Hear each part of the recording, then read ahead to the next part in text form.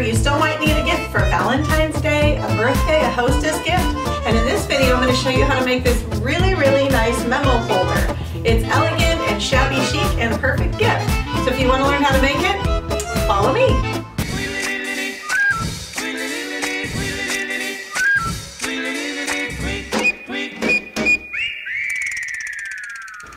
What's up, amazing and awesome glue dots? I'm Elaine, the Midnight Crafter. Today's craft, as you saw, is a magnetic memo board. I've made a bunch of these in different colors with different trays. The one that I'm making for this tutorial is a Dollar Tree tray, but I really love buying my trays at the thrift store because some of the old trays and stuff you can get are really inexpensive and they're ornate and they make a gorgeous memo board. Anyway, before we get to this project, I would really love it if you join our Glue Dot family by hitting the subscribe button right down there. It's that red box that says subscribe. Hit the bell next to it and it will inform you when I upload any new videos. Also, I love hearing from you, so leave me comments even if you just want to say hello. It's awesome for me. I love it.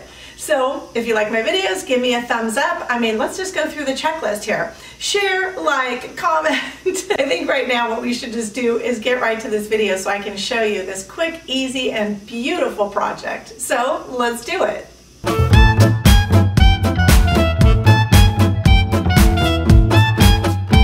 this project, what we're going to do first is take a nail, ideally a larger nail than this one would be great, and we're going to go out and make 2 holes that we're going to be using to hang this from with chain. So I'm going to be spray painting this white, just using a regular, probably Rust-Oleum or whatever brand of spray paint. But before I spray it, I'm going to make my holes so that I'll be able to attach my chain later. Make sure you clean your tray off really well first before you spray paint it so that you don't get any fingerprints and you also get good coverage on it. Okay, so I thought maybe I should show you how I'm making these holes, and I'm not really sure how to do this and hold my camera at the same time. So I don't know if I'll be able to, but I made 1 hole already and you can see it there. I have a wooden table that I use outside, and I'm going to put the nail right here at the edge of my tray and then hammer it through until it makes the hole. That's the only way I can't show you while I'm hammering it, but that's what I'm doing. That's how I'm doing it, okay? So you can see I've got it hammered in there, and I'm just gonna pull that out now.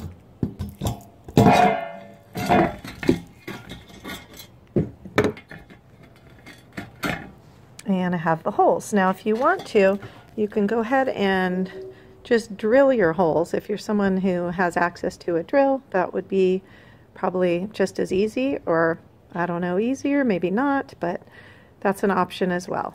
Okay, you gotta love when you just recorded a whole segment and it didn't actually record. So I'm gonna go through again.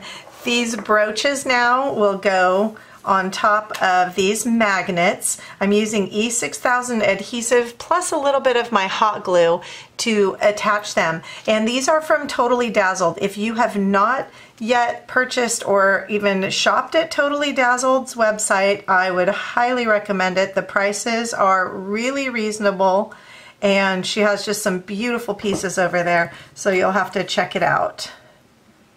All right, so attach each of your whether it's a button or whatever. If it is a button, you do want to use wire cutters and remove the bottom, the little button part, so that you can easily attach it to your magnet. This one's a little concaved, so that should be interesting. I'll probably need to add a little extra glue on that one.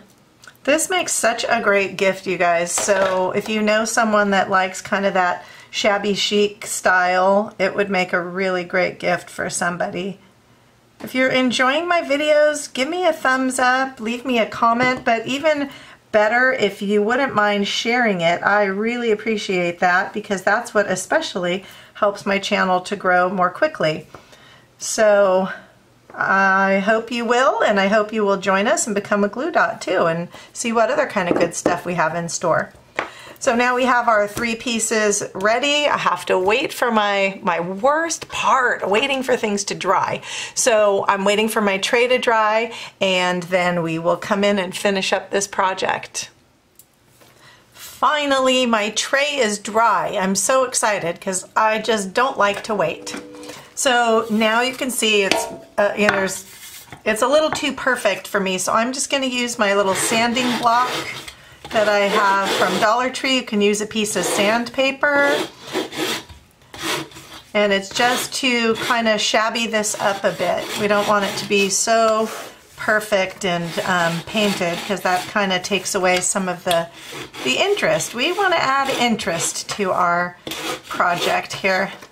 Now, if you can get these, I got this tray from Dollar Tree, but thrift stores have amazing trays that are beautiful. For $4 or $5, you can really get some nice, really nice trays.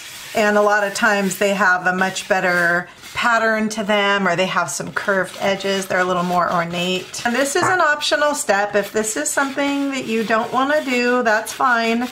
I just like to have a bit of that shabby chic look as opposed to something that's perfectly painted and new looking.